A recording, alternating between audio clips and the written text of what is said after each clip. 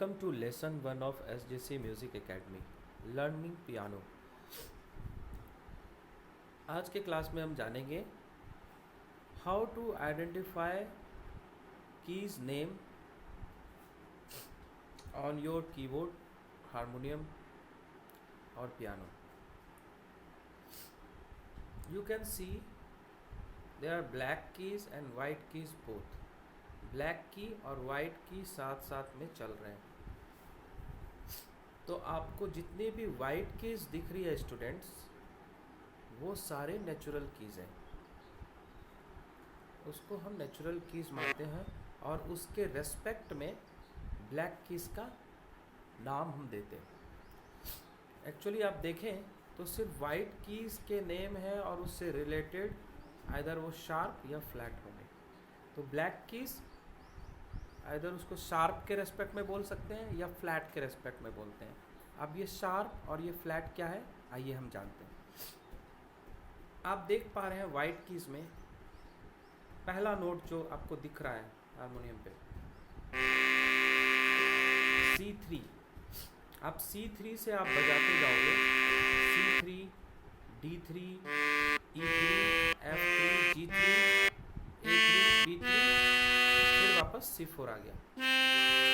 यहाँ से यहाँ तक में आपको फिर वापस वही रिपीट हो रहा है। देखिए C4 से लेकर के C5, जैसे जैसे आप बढ़ेंगे वो की आपको C6 मतलब lower frequency to higher frequency आपको लेके जाएगा।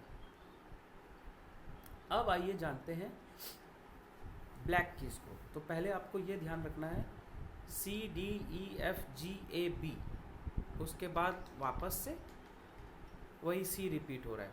C D E F G, G के बाद फिर A आ जाता है, तो C D E F G A B,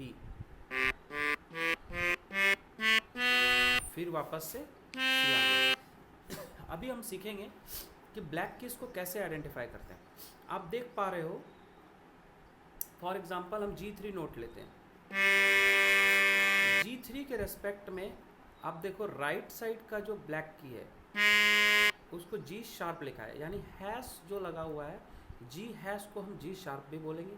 और वो बता रहा है G शार्प मतलब G के राइट वाला जो ब्लैक की है, और G के लेफ्ट वाला की जो है उसको हम G फ्लैट भी बोलते हैं। और यहाँ पे आप देख पा रहे हो F शार्प लिखा है, वो इसलिए क्योंकि F के राइट साइड का नेमिंग किया गया। इसमें देखिए आप कहीं भी फ्लैट में लिखा हुआ आप नहीं पाओगे, लेकिन वो फ्लैट कीज भी आपको जानना चाहिए। फॉर एग्जांपल आपको अगर कोई पूछे B फ्लैट कैसे पता करेंगे, तो B फ्लैट में आपको सबसे पहले B कीज पे जाना है। B3 कहाँ है, देखिए B3। अभी B3 से आपको लेफ्ट की पे आपको ब्लैक की ठीक एडजेसेंट लेफ्ट ब्लैक जो है वो आपका B फ्लैट हो जाएगा। अभी फॉर एग्जांपल आपको खोजना है D फ्लैट, तो आप D पे जाएंगे, D से ठीक लेफ्ट वाला यानी C शार्प, यानी हम कह सकते हैं C शार्प D फ्लैट भी है, और G शार्प को हम क्या बोल सकते हैं, एक और नाम A फ्लैट। देखिए G शार्प A3 के बगल में है लेफ्ट साइड, तो उसको A फ्लैट भी बोल सकते हैं। लेकिन आप स्टैंडर्ड याद रखो कि वाइट कीज जितने भी हैं वो आपके नेचुरल कीज हैं, और जिस वाइट की के बगल वाला ब्लैक की आपको दिख रहा है वो आपका उस की का शार्प हो जाएगा। तो टोटल आपको कितने नोट हो रहे हैं एक ऑक्टेव में, यानी C3 टू C4 के जाने के बीच में आपको टोटल नोट्स मिल जा रहे हैं 1 2 3 4 5 6 7 8 9 10 11 12, उसके बाद वापस से रिपीट हो रहा है। तो टोटल आपको 12 नोट्स हैं म्यूज़िक में। इन 12 नोट्स को आपको जानना है। तो आज का लेसन यहीं समाप्त होता है। आज का एंड करते हैं इस लेसन का कि identification of notes on your piano, keyboard और हारमोनियम।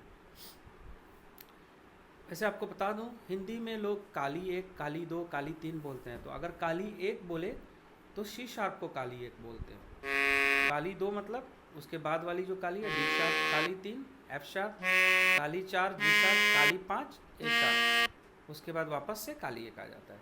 तो ये हिंदी में लोग बोलते हैं काली 1, काली 2, काली 3, काली 4, काली 5।